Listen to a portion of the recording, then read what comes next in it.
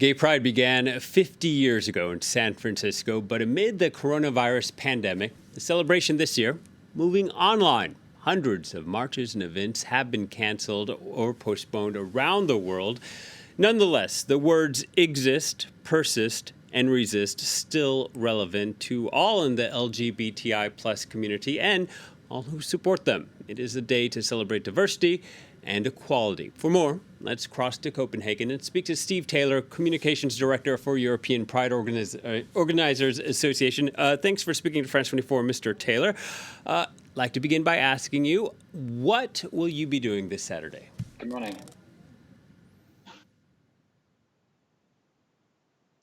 So we're now 2 hours into a 27-hour live stream of footage curated by Prides around the world, including Prides in France, alongside speeches from world leaders, from major music artists and activists, because whilst we can't meet in person this year, we can meet online and we can keep the spirit of Pride alive.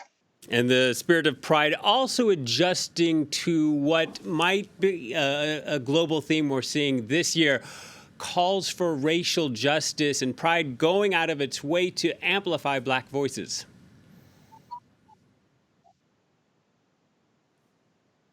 Absolutely. The Black Lives Matter movement and the Pride movement both have their roots founded by LGBTI people of colour, and they are both movements centred on challenging injustice and challenging systemic discrimination. So we have to stand together. And so we're using Pride this year, especially to really amplify the voices of people of colour, to really try and amplify that Black Lives message. We are together. We are one movement for justice. Let's take stock of where we are today. About 50 years ago, this gay pride movement began. Tell us about what challenges remain moving forward.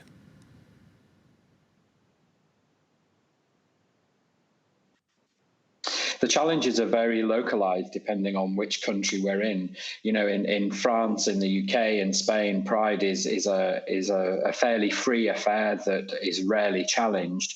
But you've just been reporting on the presidential election in Poland, and at Pride in Poland, we had people turning up with firebombs, wanting to attack people taking part, and that's in Europe. In Africa, we have police arresting people at prides in Uganda. Attempted prides in India are being attacked. So there are still real challenges out there. And as a pride movement, a global movement of 1,500 prides, we stand together and we come together, especially today, to highlight the fact. And that's one of the things that Global Pride is doing, is showing content from 20 prides in India, so that people in Europe that might not think about pride outside of their own region realize that we still have a fight and we still have a challenge that we need to face up to, and we need to support our LGBTI brothers and sisters across the world.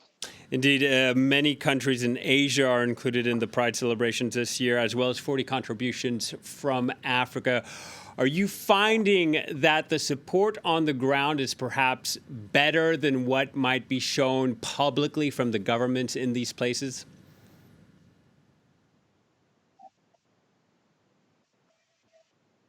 It's interesting that one of the great things about Global Pride is that people who couldn't normally take part in Pride because of where they live or because they're not open to their friends and family can take part in Global Pride because it's online.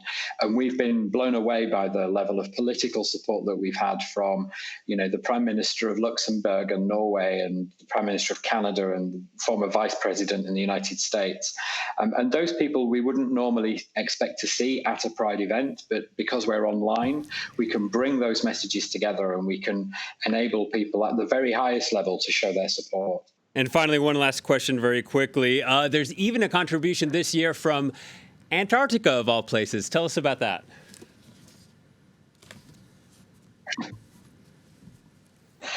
Well, I can't tell you too much because you'll have to watch the stream at pride20.org.